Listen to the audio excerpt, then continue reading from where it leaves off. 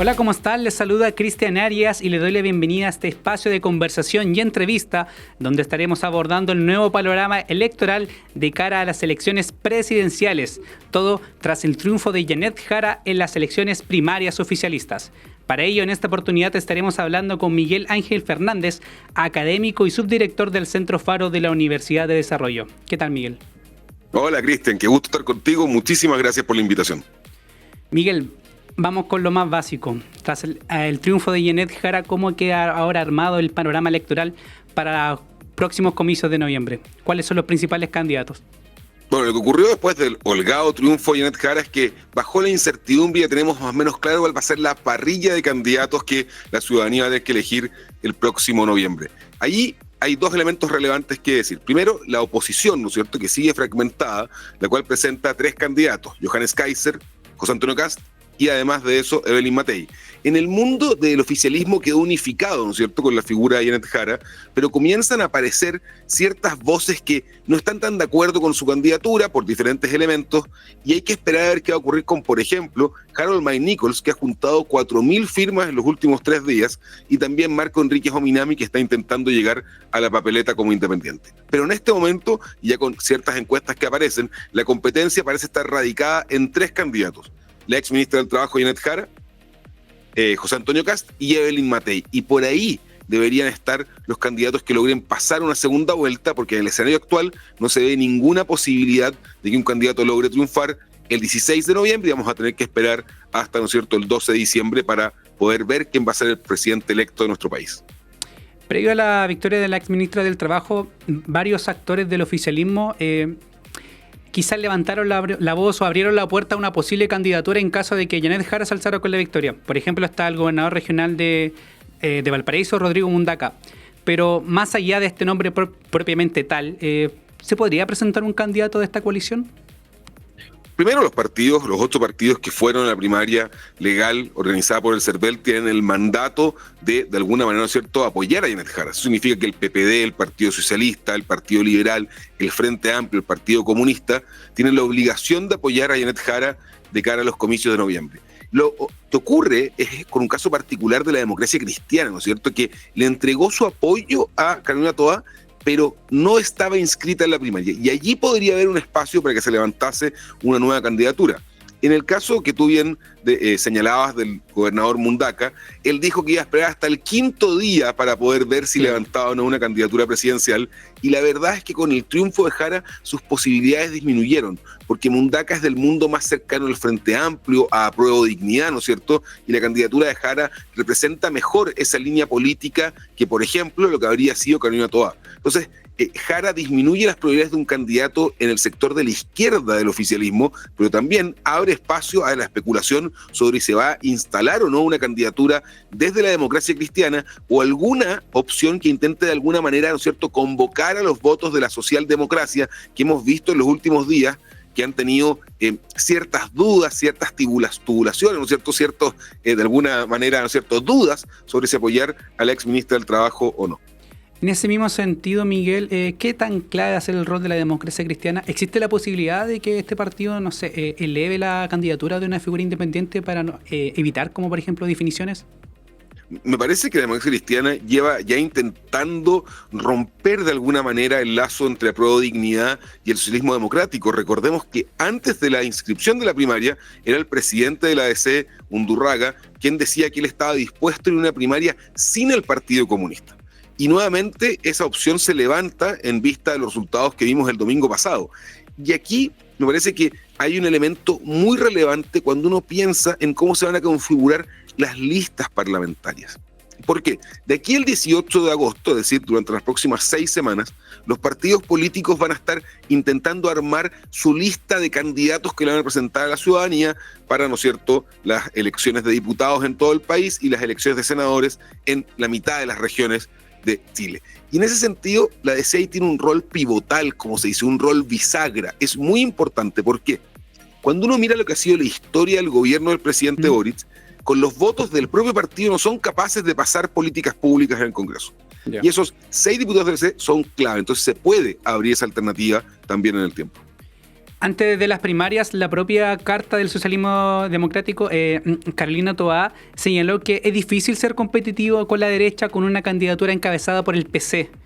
¿Qué tan cierto puede resultar esta frase de cara a la primera vuelta? Mira, aquí hay dos elementos. No fue solamente Carolina Toá que dijo que también era difícil imaginarse el PC gobernando Chile. El propio Gonzalo Winter, después de un debate en TVN, dice, si llevamos a la candidata que no acepta las elecciones en Venezuela, vamos a tener complicaciones en noviembre.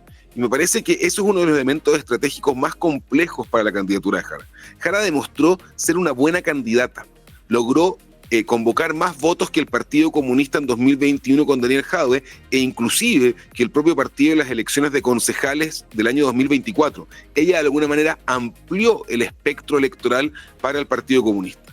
Pero para ella va a ser muy difícil despegarse o desligarse de lo que son 37 años de militancia en un partido que se declara como marxista-leninista y que es algo que constantemente le van a recordar durante los próximos meses. La pregunta de fondo es si el carisma de Jara, si esa capacidad de conectar con ciertos grupos de la ciudadanía que le permitieron el holgado triunfo va a ser suficiente para dejar de lado la mochila del Partido Comunista, que en ciertos sectores de la población tiene un altísimo nivel de rechazo, a pesar de que Jara es la candidata histórica que tiene menor nivel de desaprobación dentro de las filas del Partido Comunista. Considerando los partidos políticos, detrás de los principales abanderados presidenciales, tenemos republicanos, libertarios, está Chile Vamos, ahora también los comunistas. ¿Cuál es la mejor carta perfilada, por así decirlo, para obtener el voto del centro? Me parece que se está dando algo que es muy interesante, porque el centro político básicamente se define en comparación con quién está a la izquierda y la derecha, ¿no es cierto? Cuando uno piensa en Janet Jara, está más a la izquierda; cuando uno piensa en Kast o Kaiser, está más a la derecha. Y lo que termina ocurriendo con la candidatura de Evelyn Matei son dos elementos clave. Primero, en las encuestas, ella constantemente ha logrado capturar mayor porcentaje de las personas que se declaran de centro. Y lo segundo es que, como vimos en días previos, ¿no es cierto?, una carta que se mandó el día de ayer que decía socialdemócratas por Matei, estamos viendo que se está configurando de alguna manera ciertos apoyos directos desde ex figuras de la ex concertación para la candidatura de Matei. Y eso le da a ella un espacio nuevo para ir a buscar votantes. Ha perdido 9 puntos en las encuestas en el último mes. José Antonio Kast la supera en las encuestas de primera vuelta, pero hoy tiene una estrategia, una alternativa para convocar a un centro político y a independientes que me parece que pueden ser claves para intentar revitalizar su campaña. Y en ese sentido, Miguel, ¿qué factor explica la baja de Evelyn Matei en las encuestas y el alza de José Antonio Kast? Ha sido muy abrupto en esta última semana. Hay varios elementos a mirar. Primero, José Antonio Kast sube por dos efectos simultáneos. Logra capturar parte del electorado que estaba apoyando a Johannes Kaiser por un sentido de credibilidad y de alguna manera de orden en el partido, y por otra parte logra también conquistar a parte del electorado de Evelyn Matei que estaba más a la derecha. Y ahí viene por qué Evelyn Matei ha disminuido estos 9 puntos en un mes. La verdad es que la campaña de Evelyn Matei ha tenido muchísimos problemas de coordinación y de comunicación pública. Miren lo siguiente: la jefa de comunicaciones sale la semana pasada, anuncia 11 voceros después de que es criticada abiertamente por no tener equipo público, pero también la semana pasada terminan saliendo la mitad de esos voceros. Cuando una campaña no está bien coordinada entre 3 partidos políticos que intentan funcionar como un bloque, pero que algunas veces tienen tensiones en su interior, la candidatura presidencial que presentan a la ciudadanía se ve debilitada. Y por eso, fíjate, que los que marcan más en las encuestas hoy en día y más fuerza han tenido son Janet Jara y José Antonio Kast, que tienen detrás de ellos partidos muy ordenados, cohesionados, y además que permiten actuar como bloque completo para la difusión de un mensaje a la ciudadanía a través de los medios, a través de las redes, pero también a través del territorio. Sobre el nuevo panorama electoral de cara a las elecciones presidenciales, estamos hablando con Miguel Ángel Fernández, académico y subdirector del Centro de Faro de la Universidad del Desarrollo. Miguel, dejando los nombres de lado, por así decirlo, ¿en qué materia se van a concentrar las principales propuestas de los candidatos en los próximos meses? Mira, cuando uno mira las preocupaciones de la ciudadanía en Chile, está clarísimo que hay 2 grandes elementos que van a dominar la discusión de política pública durante este 2025. Uno es seguridad y crimen organizado, que es por lejos la preocupación mayor de la ciudadanía, y el segundo es el tema de empleo y economía. Hace pocos días atrás, por ejemplo, en la región del Ñuble aparece un titular diciendo Ñuble crece al 2%. que es un porcentaje de crecimiento bastante bajo, en realidad, en comparación con la historia de los últimos 35 años en Chile. Supimos la tasa de desempleo de las mujeres que llegó al 10%, y esos elementos se van configurando, y la ciudadanía le va a demandar a los candidatos que presenten propuestas claras, concretas, y ojalá con una proyección realista de cara a poder combatir la inseguridad y el crimen organizado y el tema de empleo y crecimiento económico, que es una agenda que algunos candidatos gozan de mayor reputación que otros, claro, y eso va a ser un factor muy relevante a la hora de las personas para decidir su voto. Del mismo modo, ¿cómo quizás los candidatos van a ir a buscar los votos en las regiones? Por ejemplo, teniendo en cuenta de que una de las cartas que se consideraba de las más regionalistas, que era Jaime Mulet, ya quedó fuera de la papeleta. Fíjate que hay algo que nos enseñó la primaria de manera muy robusta, es que el trabajo en territorio es fundamental. De hecho, gran parte del triunfo de Jara se explica porque los militantes del Partido Comunista y de Acción Humanista fueron capaces de movilizar 15 votos por cada militante. Carolina Toá lo hizo 3 por cada militante. Y eso significa que la salud de los partidos políticos en territorio es fundamental. Generalmente se habla mucho desde Santiago y se hace mucho análisis de Santiago, pero la verdad es que la realidad regional del país es muy distinta. Yo soy de Concepción, del Biobío, y la verdad es que cuando uno piensa en los desafíos que tiene una zona pesquera, un polo industrial, frente a lo que ha vivido la región en el último año, es diametralmente distinto a lo que estamos viendo, por ejemplo, como oportunidad en Magallanes, o lo que estamos viendo como desafío en Antofagasta o en Arica. En Arica el tema portuario contra Perú, ¿no es cierto?, el crimen organizado en ciertas regiones que está muy instalado.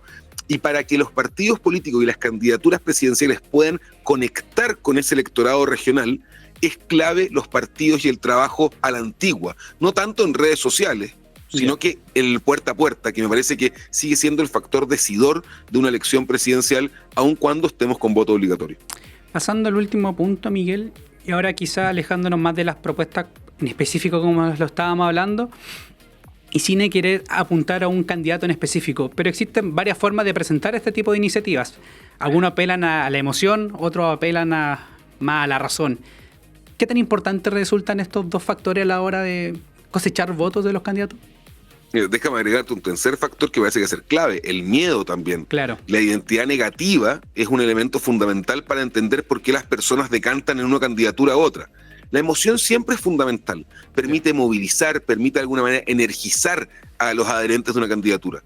La razón también porque los candidatos se espera que tengan un nivel alto para las propuestas, ¿no es cierto? Un error, por ejemplo, un número, un error en una propuesta le cuesta caro a la credibilidad de un candidato, pero es la combinación entre ambas, es la combinación entre una técnica sólida con un equipo detrás que da certezas y un carisma especial que permita conectar con la ciudadanía, lo que hace el candidato perfecto. El problema es que el candidato perfecto no existe, y algunos candidatos tienen más elementos de carisma, otros tienen más elementos de racionalidad o técnica, y al mismo tiempo también está siempre este factor de la identidad negativa, la idea de voy a votar por A porque no quiero que gane B, ¿no es cierto? El mal menor, claro, como se conoce popularmente en Chile.